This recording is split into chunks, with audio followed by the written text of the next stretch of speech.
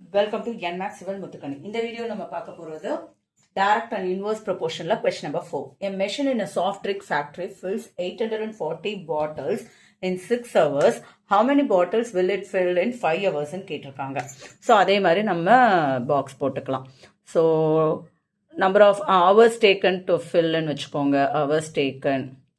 இங்கே number of bottles.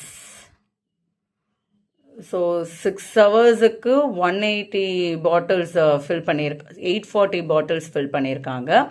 5 ஹவர்ஸ்க்கு எவ்வளோ பாட்டில் ஃபில் பண்ணுறாங்க, இதுதான் கொஷின்.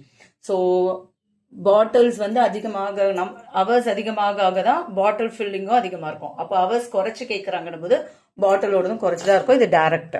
ஸோ அப்போ 6/840 இஸ் ஈக்குவல் டு 5 இப்போ தெரியாததை எக்ஸ்ன்னு வச்சுப்போம். ஸோ கிராஸ் மல்டிபிளில் எக்ஸ் வந்து நியூமரேட்டர் போயிடும்.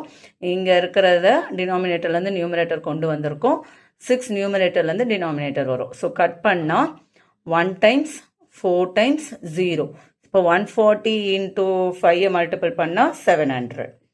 நார்மலாக மல்டிபிள் பண்ணி பாருங்கள். அதே மாதிரி நார்மலாக டிவைட் பண்ணி பாருங்கள். கஷ்டமாச்சுன்னா அப்படியே கட் பண்ணுறது உங்களுக்கு புரியலைன்னா நார்மலாக டிவைட் பண்ணி பார்த்துக்கோங்க. அவ்வளோதான்.